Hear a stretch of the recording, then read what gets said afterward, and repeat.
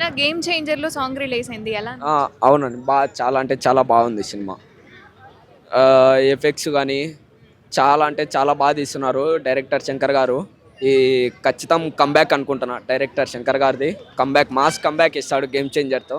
అదే సినిమా గనక block buster hit అవ్వాలని మనస్ఫూర్తిగా కోరుకుంటున్నాం. అండ్ చాలా మంది 'రామ్ చరణ్‌కి' ఇదొక ఫ్లాప్ లాగా ఉంటది. ఎందుకంటే 'ట్రిపుల్ ఆర్' తర్వాత ఎవరికైనా ఫ్లాప్ వచ్చిద్ది అని చెప్పన్నారు. ఏమంటారు? ఆ రికార్డు మొన్ననే బ్రేక్ చేశాడు ఎన్టీఆర్ గారు 'దేవరా' సినిమాతో. అలాంటిది ఏం లేదు. కంటెంట్‌ని బట్టి సినిమా ఉంటది. కంటెంట్ బాలేకపోతే ఎవరు ఏం చేయలేరు. మొన్న 'ఆచార్య' వచ్చింది, కంటెంట్ బాలేదు, ఫ్లాప్ అయింది. మొన్న 'దేవరా' వచ్చింది, కంటెంట్ బాగుంది, హిట్ అయింది. అలా అని ఏముండదు. కంటెంట్‌తో పని అంతా.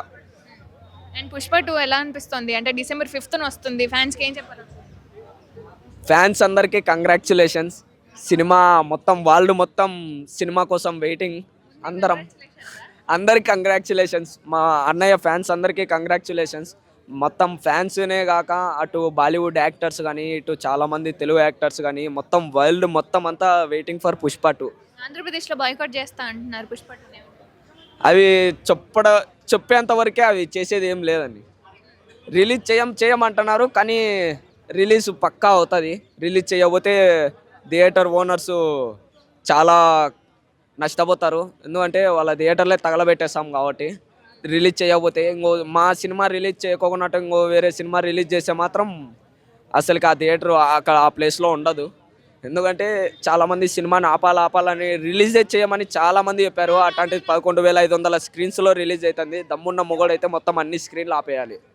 మొగోడైతే అక్కడ ఇక్కడ ఆపడం కాదు, మొత్తం దమ్ముంటే మొత్తం 11,500 స్క్రీన్స్ ఆపండి చూద్దాం. టికెట్స్ రేట్స్ పెంచారు కదా! ఏమంటారు? అలా దానిల గురించి అసలుకి వేస్ట్ అండి. 'బాహుబలి 2' టికెట్ రేటు ఎంత ఉందో మీకు తెలుసా అండి? 2,000 టికెట్ పెట్టారు. అప్పుడు లేవని నోరు జస్ట్ 600కి 700కి లేస్తుంది. మొన్న 'త్రిబుల్ ఆర్' సినిమా గడక 1000 1,500 టికెట్స్ పెట్టారు. దానిలకు లేవని నోరు ఓన్లీ 700 వరకే పెట్టిన టికెట్స్ దీనిలోకి లేస్తుందంటే అప్పటికి అర్థం చేసుకోండి అన్నయ్య రేంజ్ ఎంత పెరిగిపోయిందో.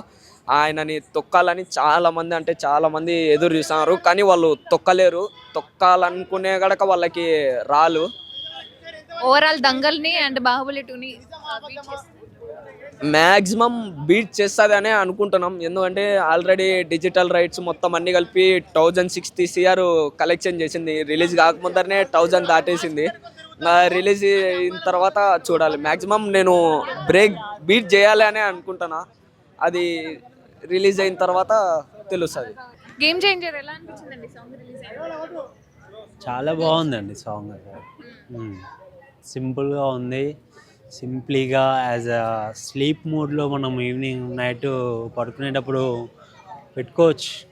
అలా స్లీప్ మూడ్స్ లాగా అంటే అలా ఉంది మ్యూజిక్.